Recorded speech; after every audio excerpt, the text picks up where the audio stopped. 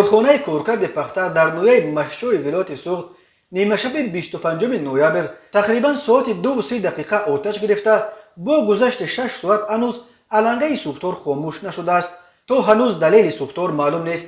در این باره آزیا پلوس با نشر چند عکس از محله سوختار خبر داد. در عکس‌ها دیده می شود که از بناهای کارخانه زبان آتش تا به آسمان بلند می شود و سوختار نشانها با کمک مردم تلاش دارند تا پیش روی آتش را بگیرند.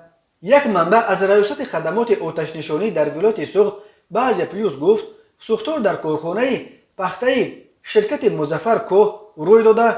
علنگه آتش خیلی کلان است. او افزود با رسیدن خبر سوختار حدود 20 نقلیات آتش نشانی را به جای حادثه سفر بر کردند. سوختار خیلی دامن پهن کرده است و از ساعت 3 صبح امروز تا ساعت 8:30 با گذشت تخمینا 6 ساعت حالا هم علنگه آتش خاموش کرده نشده است. حالا سبب سوختار معلوم نیست ولی تخمین می رود سوختار حدود 400 متر مربع کارخانه را فرا گرفته و دامان آتش سوزی در حال زیاد شوی است. در این کارخانه به مقدار خیلی زیاد محصولات تیار پخته موجود بود. گفته است همصحبت آزیا پلوس از ریاست خدمات آتش نشانی ولایت سوخت. منبع آزیا پلوس در حکومت نویه مشچو نیز خبر سوختار در کارخانه پخته شرکت مظفر کوه را تصدیق کرده. گفته است این کارخانه کارکرد پخته به صاحبکار سلیم میرزایف تعلق داشت.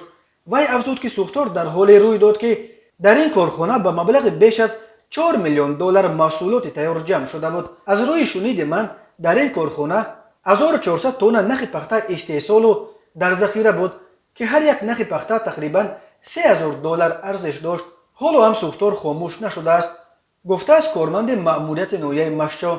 فعلا سبب سوختار و حجم دقیق خسارات در این کارخانه پخته تازه‌کنی معلوم نیست. نویه مشچو یکی از بزرگترین نویه‌های پخته‌کار نه فقط ولایت سوخت بلکه همه تاجیکستان به شمار می رود. در دوران شوروی این نویه سالانه به دولت بیش از 50,000 تن پخته می سپرد.